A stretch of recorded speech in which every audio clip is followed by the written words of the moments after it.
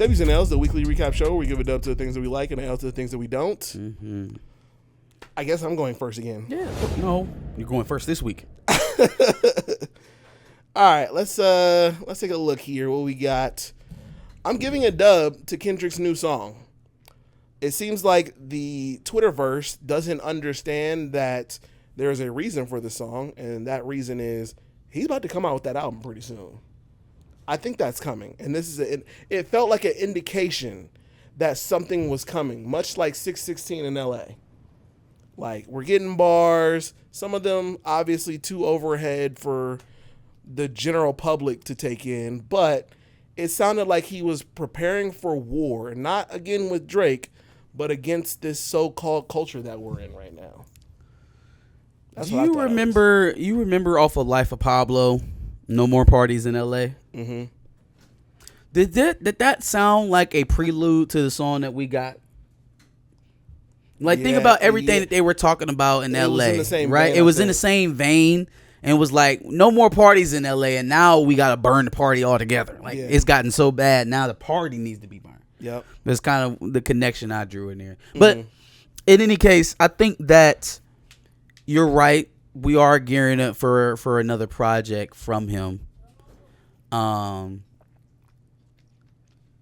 I don't know how that plays into this next saga with the Super Bowl, though, because I do think something's going to end up coming of that ends up being sort of like a checkmate in regards to the whole Drake thing.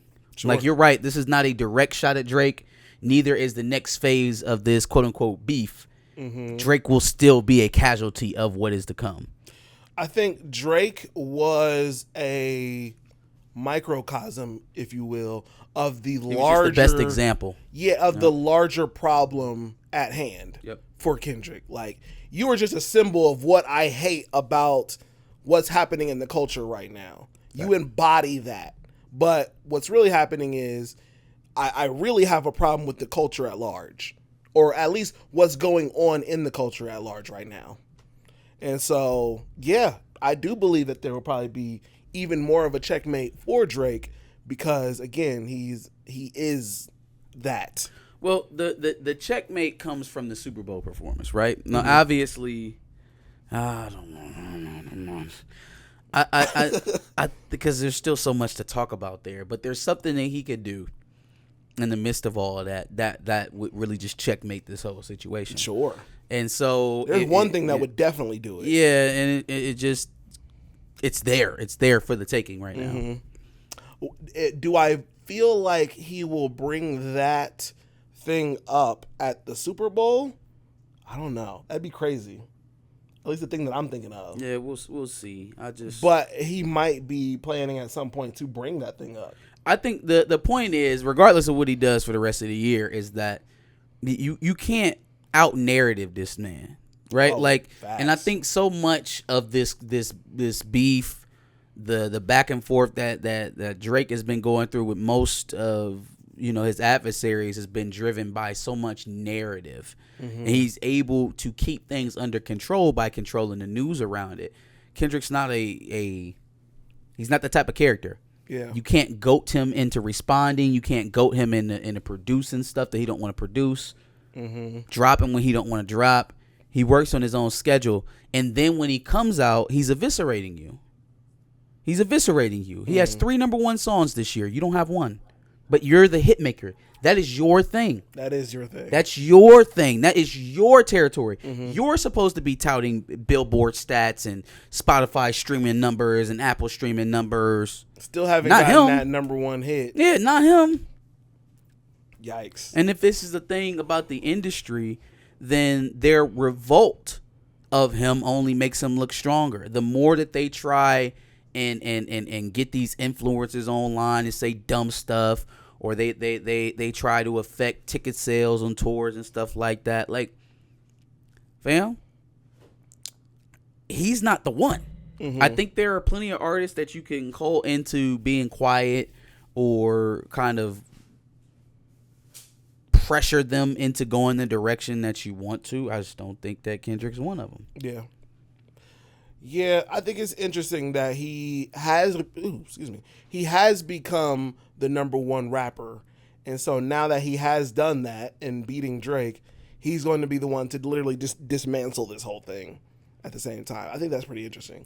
Now, center your expectations. Mm-hmm. Center your expectations. I'm not expecting this man to try and tear down the entire music industry. Not literally, but he is going to speak to something that will hopefully change something in some people. Maybe not everybody, but there will be as much of a change as there can be within the culture. I think ultimately what he's going to make people do is get on the side. Like, it's one thing to talk like some people talk on the internet about, he talking about all this pro-black stuff. He rapping like he trying to free the slaves. He a Hotep rapper, whatever, right? But I think Kendrick, just like most artists, have a view or have a perspective that is unlike a lot of normal individuals, right? They've been in these rooms, they've heard certain things, they've seen certain things, and so just like he was trying to shine the light on some of Drake's improprieties and giving us a different perspective on his persona, right? He could do the same thing for the music industry. Mm-hmm.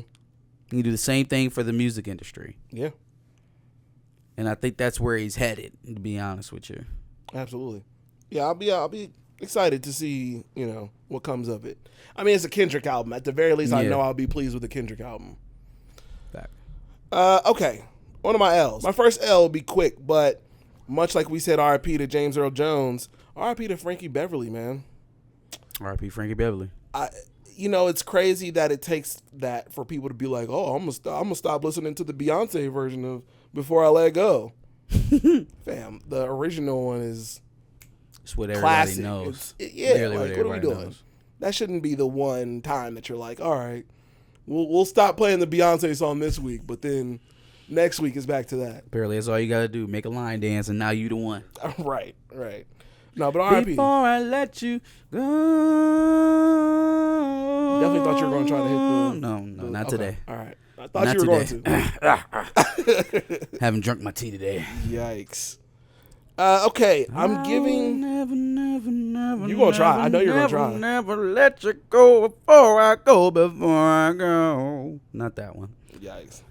I'm giving an L to Pee Wee Longway. No, damn. Atlanta artist. Bro, I've heard Pee Wee Longway's music here and there. He's never been somebody that's like been on my radar to that level. Mm-hmm. But I've heard him on like Migos songs and a Travis Scott song here and there. So like I knew who he was.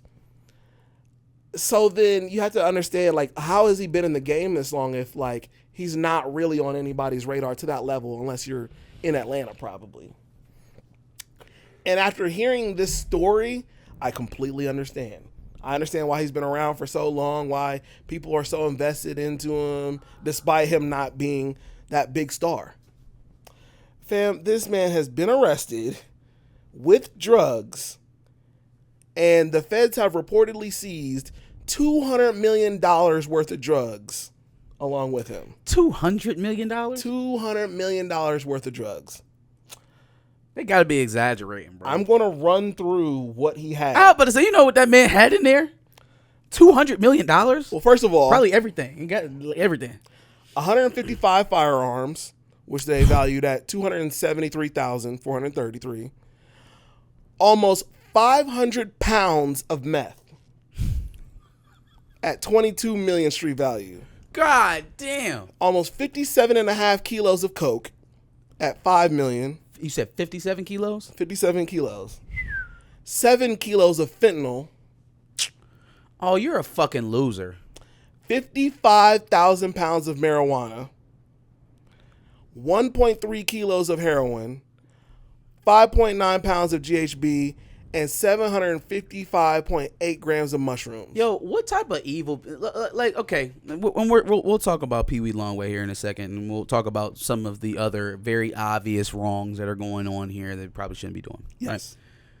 Right? What type of fucking degenerates do you niggas have to be just like wantingly?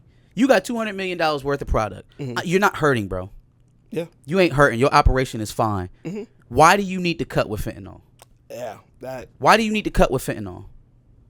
Why are you trying to kill people? If it's fucking the poor boys crew down the street that ain't never ran nobody's block, ain't never did nothing, and now they got their first brick and they trying to stretch shit out, I still don't want them to do the shit, but I can at least put that shit together in my head. Understand it. You're fucking up. Yeah. You're up. Yep. Like, Crazy. goddamn, I know you can afford baby aspirin or something other than fucking fentanyl. Please hear me. Whenever, ever, for those who have ever been in these situations where you can see some of this shit going on and you know that they're producing for others. I understand that this is a real life situation for some people. Mm-hmm.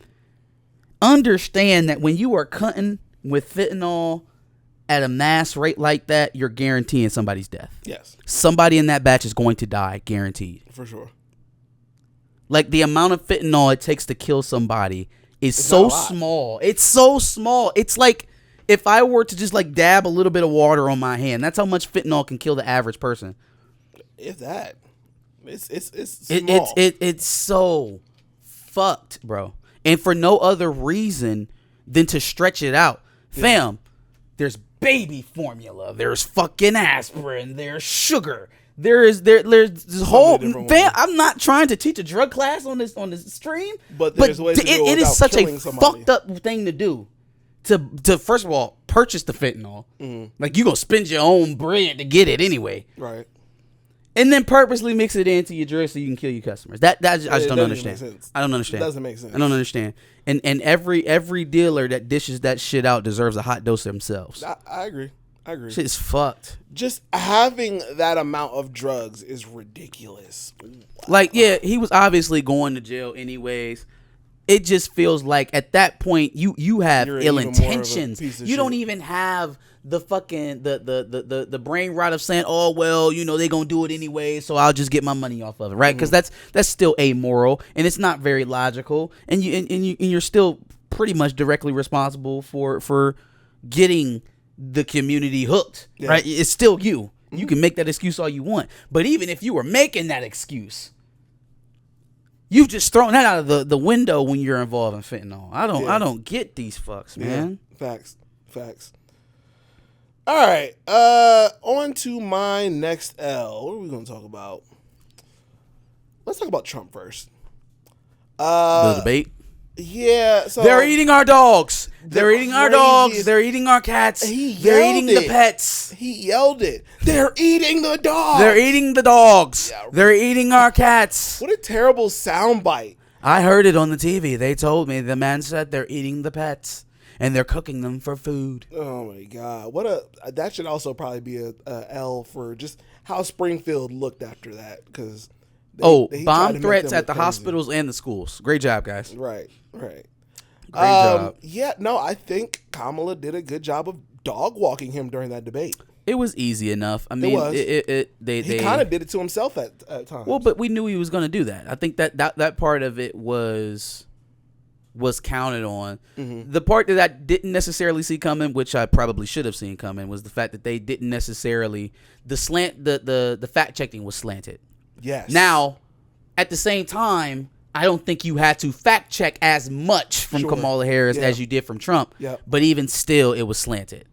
And the way they were doing it, they did it with a lot of attitude. They was like they came in there ready to read Trump. Which, I mean, it's ABC. What else did you expect? Right. But what have you? It is what it is. I don't think that's the reason why he lost the debate. I think he lost the debate is because, for the life of him, he could not understand or did not probably have enough people around him advising him where Kamala Harris is weak. Yeah, it was just kind of the same old, hey, look over here and not over here bullshit from him. And he wanted to focus on the two things, the economy that they supposedly fucked up and the borders. Yeah.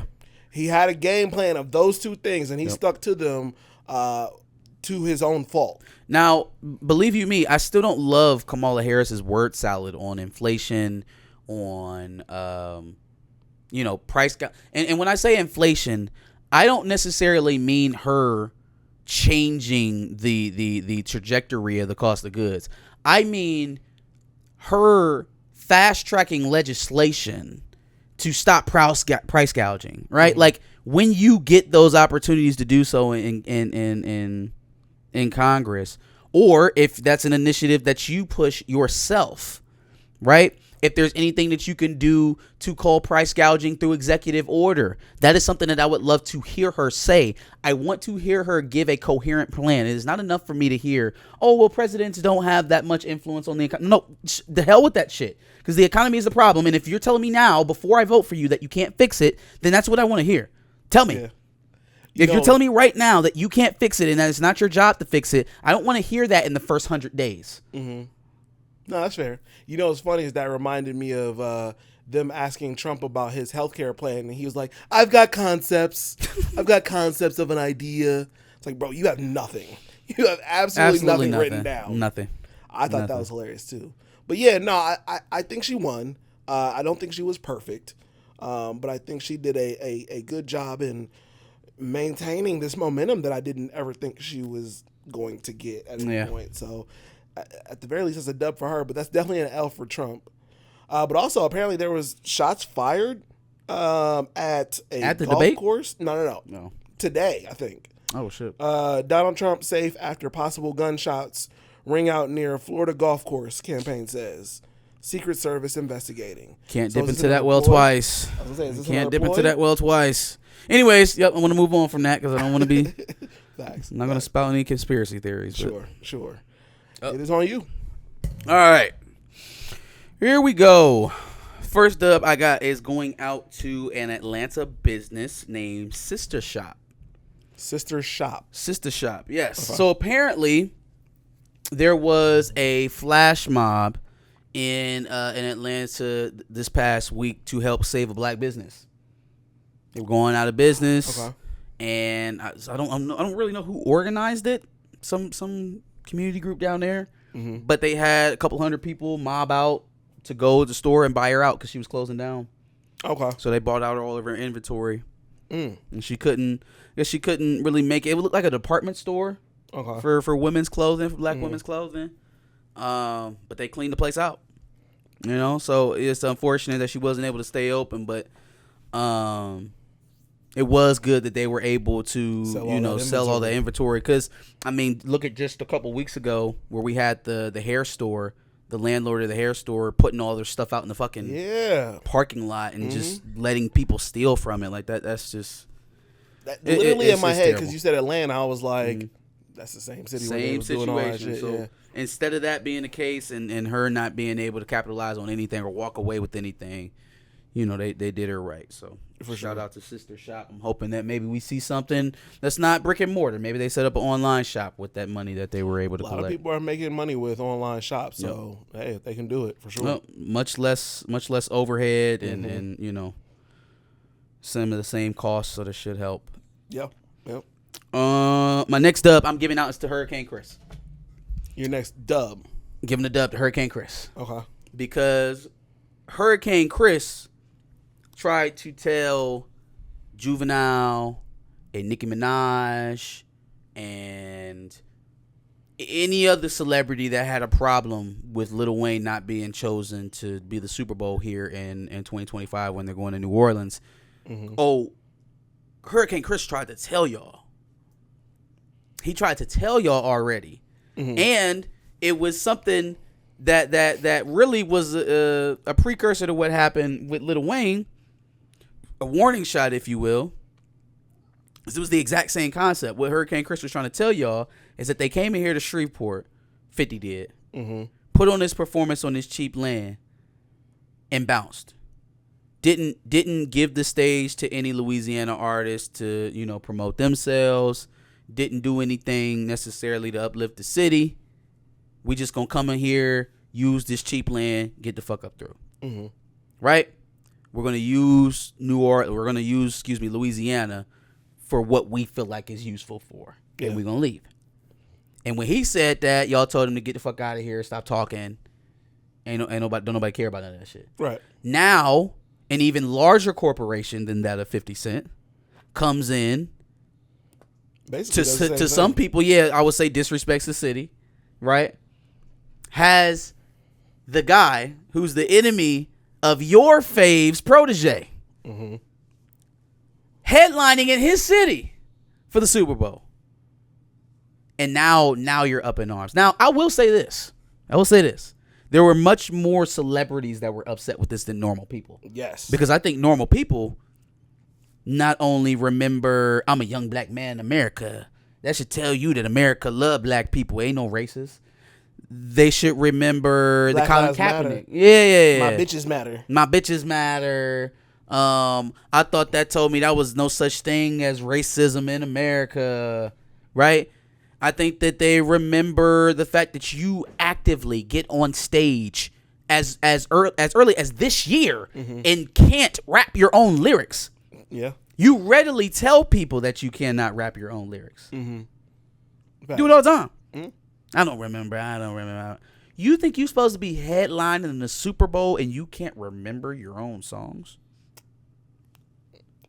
Not to mention not selling out shows. Not to mention, did you see the WrestleMania performance? I heard about it. Is that what y'all wanted to see for the Super Bowl? Not me. I'm cool. So I'm just asking. He don't give a fuck about us. He don't give a fuck about nothing we got going on.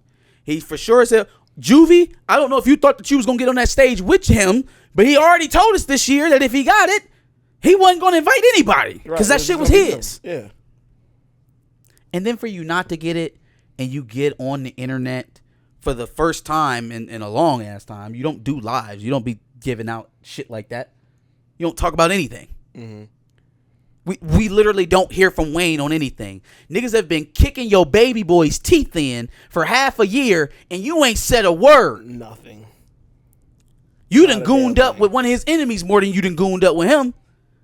But when you don't get the Super Bowl performance, you're heartbroken. Ew. Okay, multiple questions I have here. So first of all, why is Birdman coming out here and tweeting on We gonna make him respect us, feel me? Fam, you don't respect Lil Wayne. You wouldn't pay him. I was about to say, you remember that whole 4 or 5 years where the Carter 5 couldn't get released and you wasn't paying that nigga? And arguably this shot led at him. to Jay-Z signing him to a management deal because he had to use Jay-Z to get out of the Like, fuck shit what deal are we that talking you about? signed him to. Like, they just talking in circles, man. And then They Nicki's just talking in coke circles. rant. I'm cool. Also, okay, so we're talking about Hurricane Chris in this aspect. So Yes. I guess my only question is, do we feel different that it's coming from, like the first one was 50 Cent in Shreveport. This one is more so, or at least a way that you could look at it is the NFL disrespecting New Orleans. It's the same sitch, different scale. So if you're going to allow an individual like 50 Cent to walk into Shreveport and treat it like that and just walk off and wash his hands of it, you are signaling to bigger corporations that that's what they can do towards a bigger scale. So yeah, no, the NFL's never going to Shreveport, but they will definitely use the hell out of New Orleans. Mind you, this is like time 10 that they've been to New Orleans. Right. Is this the only year we're upset that it's not Lil Wayne? Yeah, no, 2013 was Beyonce. So if it's Beyonce, we good. Yeah. But if it's Kendrick Lamar, we got beef. Fuck Okay, Kendrick all Lamar. right, bet. This shit don't make no damn sense. But I guess my question was coming from a stance of like, we already know the NFL just doesn't fuck with us. So like, yeah, is that's there kind a of difference? that's a cherry on top. The fact that y'all didn't expect it from the NFL, yeah, is hilarious. But yeah, shout out to Hurricane Chris, man. Sure. Speak of truth, and he only got proven right. Yeah. I'm giving a dub out to 2004, the year. 2004, the year. Mm-hmm. Can you guess why? You're probably not going to guess why. I'll give you a hint. It has to do with music. Okay. Does that have to do with Lil Wayne still? Nope. Well, maybe, but not exactly. No, I got nothing. In 2004, every song that went number one on the Billboard Top 100 was made or either featured a black artist. Oh, you were giving a dub? Yes. 2004. Mm-hmm. Yeah, 2004 was crazy. I think Drop It Like It's Hot was one of those. Hey Ya with Outkast. Okay. Oh, yeah, with Usher. Yeah, with Usher. Oh, Confessions Part 2, I think was on there as well. Okay.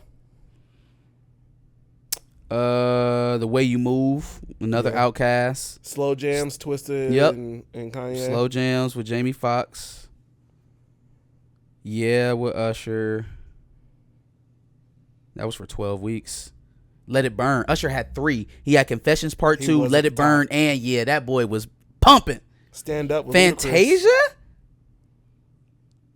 Man, y'all haven't seen nothing until you seen the American Idol era. Facts. Well, you know what? I don't miss the actual competition of American Idol. I miss the rejects. Juvenile, Slow Motion. I forgot Juvie was still outside at that time. Juvie was still that nigga. Yep. Lean Back. Lean Back was huge. Fat Joe and the Terror Squad. Tipsy, maybe too. Sierra, Goodies. Jaquan, maybe. Not number 1. Not number 1. Okay, that's fair. My Boo with Usher and God damn, Usher was killing it at that time. God damn, 2004 he had a chokehold and then Chillmonger wants us to give him an L. What are you talking about? Snoop Dogg, Drop It Like It's Hot. Yeah. Yep. I thought that was around then. Shout out to 2004, man. For sure. What an absolute heater of a year. Yeah, we could do with another 2004. My last dub is actually going out to Usher. Okay. Usher was on The View earlier this week. They were talking to him, and what I'm sure is because that the Democratic Party currently is one of the only demographics that they're currently struggling with, being that of black men and Muslim Americans. It's probably where they're struggling the most. So they have Usher on there, and they're telling him, "Oh, can you just talk to the audience that the importance of voting? I feel like a lot of people are being led to go for Trump over Kamala. Can you really speak to that? And where you would expect to see a celebrity who's brought on to a Democratic platform just say yay Kamala." Usher told everybody the only thing that you need to tell people from that position: vote your heart and your morals. Ooh, I like that. Vote whatever works for you. Yeah. You know, whatever your prerogative is, that's what you vote. Don't bring me on here to try to call support for Kamala Harris. Yeah. The man hadn't even watched the debate and said that. You want me to endorse Kamala Harris? I haven't even watched the debate. She got a Taylor Swift endorsement. She'll be fine. Yeah, that you can sit that one right next to the Cheneys. So yeah, that's my dub for Usher. First L I'm giving out is to the Oklahoma Supreme Court. They just denied another request to review the ruling on the reparations case there for the Tulsa massacre victims. The doubling down on the racist history there is not surprising, but it is just continues to be disappointing. You know, for those that think we live in a post-racial America. Let's just continue to put that up as an example. We talked about Lil Wayne a little bit. We'll talk about him some more now. It wasn't enough that, you obviously didn't do enough this year to be considered a headliner at the Super Bowl. But then to come out and give that oh my God, that whining, crying. That was sad. Dog. That was sad. What? I was hurt. You were hurt? Wheezy. Brother, you don't... Okay, you know what? I'll tell you why it made me feel away. If this was 50, if this was Plies, if this was Soulja Boy, if this was a celebrity that we see talk very often, give their opinions on things very often, it would make sense. Lil Wayne is not seen or heard from unless he's on a stage, and then at that point he's barely seen or heard from because he barely knows the music. Yep. But he don't pop on the internet to talk about shit because we think he's supposed to say something. He don't do that. So to see him do that just to let people know that his feelings is hurt felt soft. Yeah. Felt very soft. And I agree. Yeah. Oh, go ahead. No, I was going to say the last thing, I also didn't like that he didn't at least big up Kendrick. Yeah. Because Kendrick is an undying Wayne fan. Like a heavy Wayne fan. Yep. Man's got lit and was rapping Wayne lyrics all fucking night when he said he was retiring and begged him not to do it. Yeah. So for that guy to get the Super Bowl over you and you don't even congratulate him feels like sour grapes, to say the least. Facts. You said that this moment meant so much for you, and the fact that somebody, again, who idolizes you and has worked with you before got that opportunity, at some level, I would say congratulations to you at the very least. Mm-hmm. Even if I do say, oh, like at least, shout out to to my man Kendrick. He deserves it. This is definitely not no beef for him. He didn't even give a fuck. He was just like, no, this hurt me. I was supposed to have it. Yeah. It's just very selfish. It feels arrogant. Yeah. It feels soft. Yeah. And again, you're going to have a hard time making me feel bad for this guy. This guy, again, who was telling you that he wasn't going to invite anybody up there. Like, there wasn't about to be this was not about to be. It's not Lil Wayne and friends. Yeah, it wasn't going to be Dre and friends. It wasn't going to be Eminem and 50 Cent and Dr. Dre and Kendrick Lamar. Wasn't going to be no lineage. Ain't no lineage. He is the lineage. He was telling y'all. Yeah, me. Especially when people are on Twitter talking about, oh, it would have been great to see Lil Wayne and Nicki and Drake. He told you he wasn't going to do that. Nicki, while you crashing out, you wasn't going to get nowhere near that stage. You and Kevin Kid Toucher Petty was going to be up in that fucking skybox watching just like everybody else. Yeah, you got your halftime moment. It's a wrap for you. Yeah, I don't really like his demeanor. Mm-hmm. Don't like the response. I didn't like anything about it. Yeah. I think ultimately what ends up happening here is Dot ends up bringing on Wayne. He ends up bringing him up. If it is true that Wayne also has some kind of animosity with Drake, I could absolutely see that happen. Now, if it happens, that's checkmate. We're never having this conversation of Drake Drake and K Dot ever again. Mm-hmm. It's done. Checkmate. It's over forever. Fuck around. But Drake fans will be like, "This is just further proof that it's 100 versus 1." No, I won't want to hear it. The industry's against him, even his own mentor. That is an ultimate checkmate. If he brings out your mentor, especially because I believe that Drake was the one who leaked the idea of him being offered the Super Bowl multiple times and him denying it, mm-hmm. which is bullshit. I don't think the Super Bowl would allow you to deny them. I don't think that they would have you tell them no and then come back and offer it again. Oh, I see what you mean. Yeah, I can see that. Yeah. But I think he was the one that gave that information to Act to leak out there.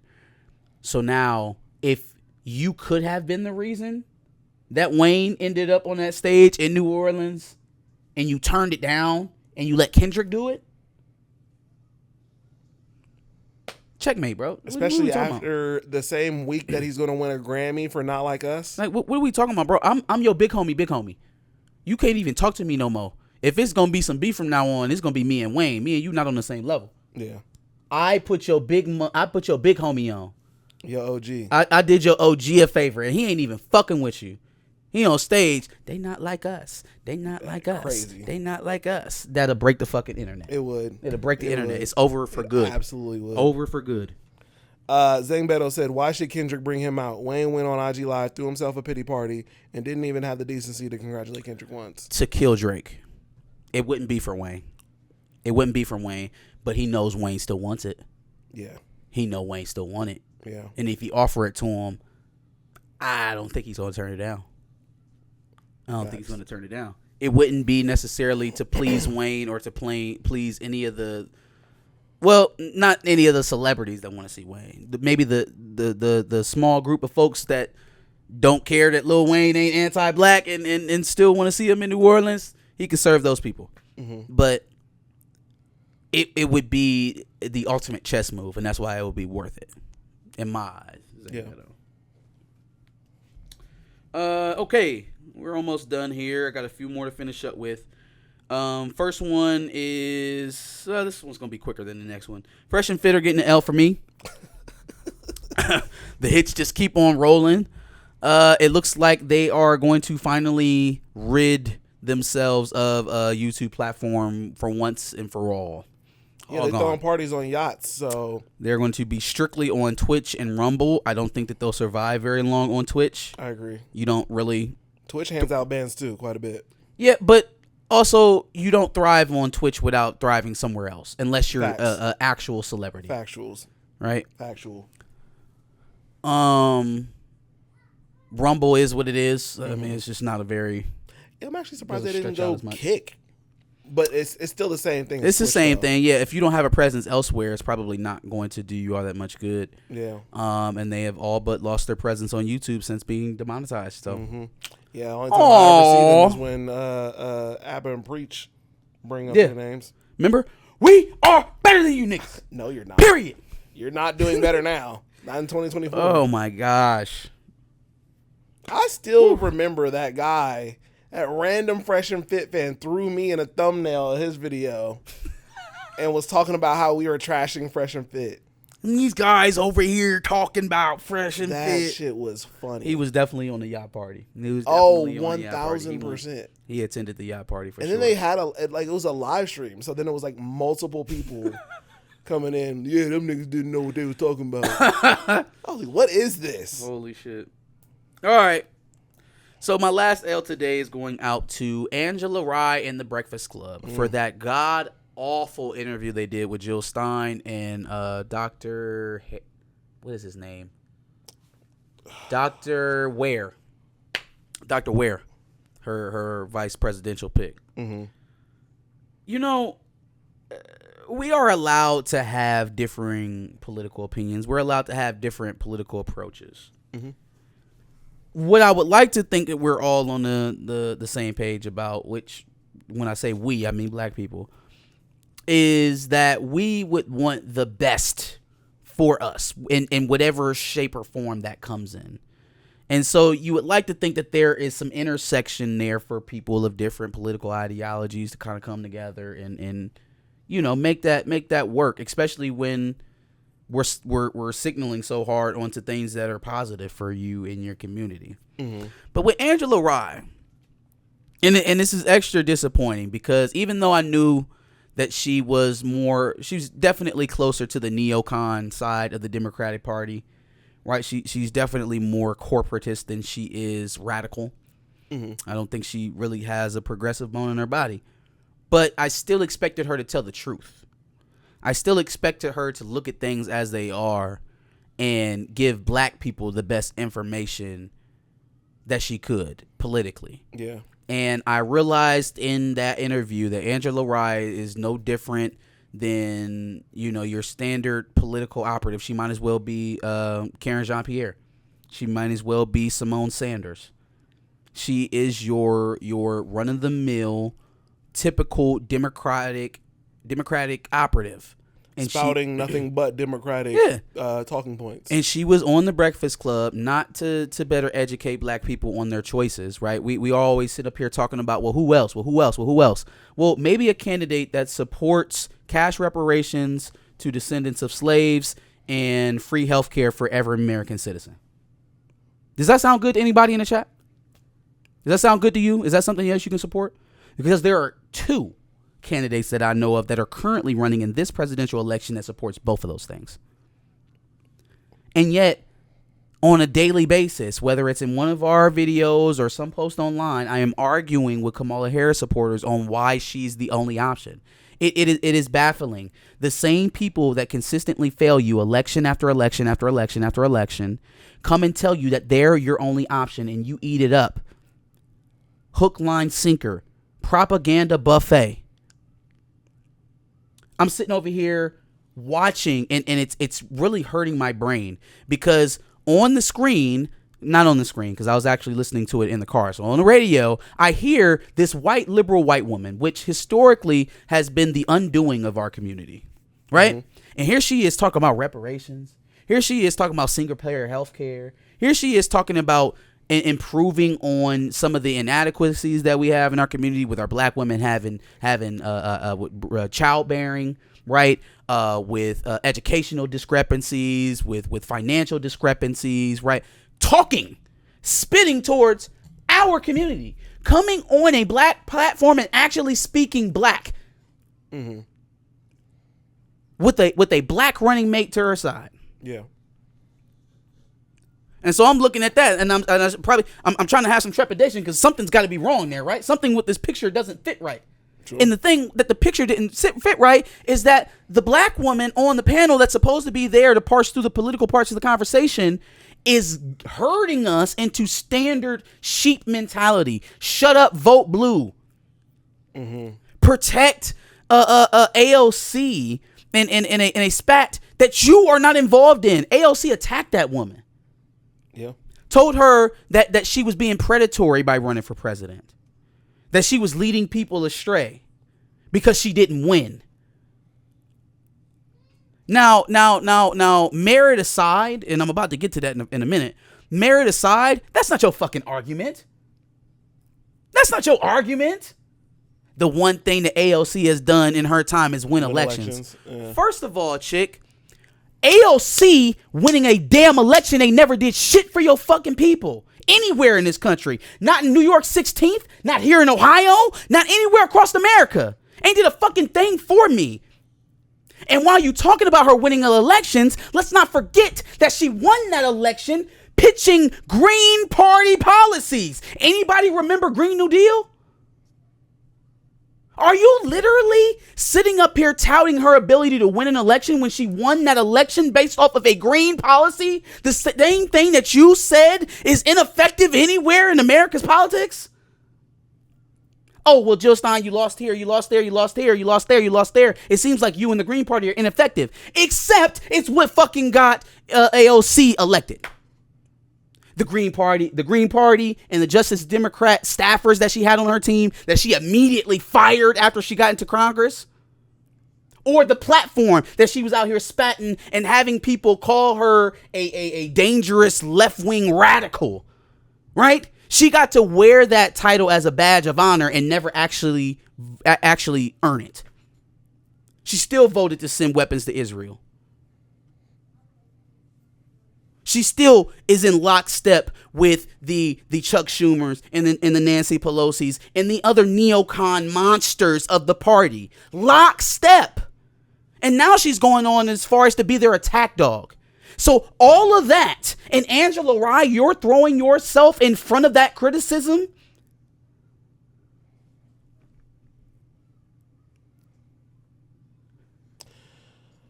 So I watched the interview that they had with New York Mayor Eric Adams. Okay. Quite some time ago.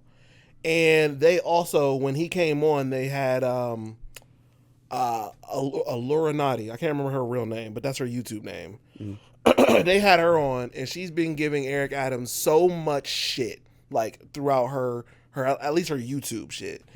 And so when I watched that, it was a situation where Eric Adams constantly talked over her and basically tried to make her like she was a nobody. But I felt like they brought her in as somebody who could at least counter some of the things that he was saying, to be live fact checking at times. And I felt like they did that, even though that even wasn't perfect at times. They did that. They executed that a lot better than they did this. It felt like at times Angela Rye would start attacking Jill Stein unnecessarily. Man, they wanted to stop the fucking conversation because Dr. Ware mispronounced Kamala. Yeah, that was crazy. He said Kamala instead of Kamala. Yeah, that was crazy. Or said Kamala instead of Kamala. That was crazy. Fam, are you out of your mind right now? But you do understand the importance of getting it right. No, the fuck I don't. It was I just don't. hard to listen to. I don't understand the purpose of pronouncing her name perfectly. I'm sorry. Because I forgot that we can't have political discourse if you don't pronounce someone's name. This is silliness. They were literally like, what we're not going to do is mispronounce a black woman's name. Bullshit. How about you save a black woman's life by making sure she has preventative care during her pregnancy as a initiative, right? How about you push for that? How about you save a black woman's life and not save her name pronunciation? How about you give her health care in this country as a right? Instead of trying to get her name right. They are on that stage to protect the pronunciation of a black woman's name and not her womb, not her wallet, not her children. What are you doing? Who are you fighting for if you gonna fix your lips to fight over a name but won't fight over reparations, but won't fight over single payer health care? Who are you?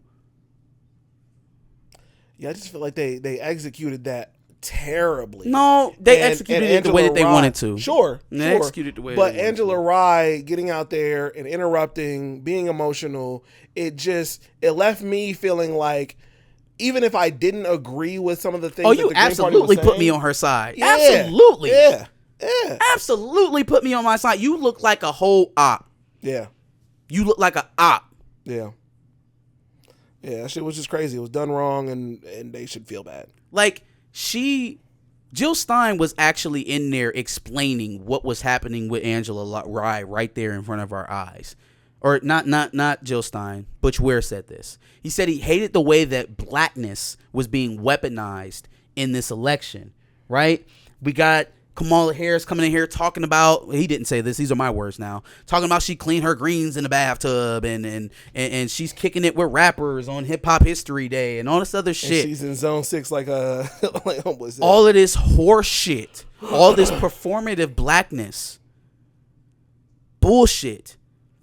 And in that interview with Jill Stein, Angela Rye was the blackness being weaponized. It was the black woman attitude, neck rolling, everybody get out of the way, let me say what I want to say. But it was used for bullshit, to protect the empire, to make excuses for the dominant society. Mm. But yeah, that is it for my dubs and L's this week, people. Bet. Yeah, her name is I don't know how to pronounce it though. Also, it's like Olayemi Olorin. Olorin. I think it's Olorin, but I can't remember. Olayemi Olorin. She probably got hot sauce in her purse. No, she doesn't. No, she doesn't. She has packets of mayonnaise for her significant other. Yeah, she definitely does have that. Anyway, dope stream. That's it for today, folks. Let us know what you thought about our dubs and L's. Please, please, please, please, please leave a like in the chat before you leave. Like, share, and subscribe. And also give us your dubs and L's for this week. Come back next week, next Sunday. We'll be doing dubs and L's and Behind the Cape again. And, before I let you go, if you are interested in college football at all, make sure you follow us at A House Divided. We do drops on there twice a week as well, usually Tuesdays and Saturdays. Yep. Yeah, like he said, make sure you subscribe to the channel. We'll be doing this live stream every Sunday, like he said. And make sure you subscribe for W's and L's because we like to do that every Wednesday at 10 o'clock. Be there or be square.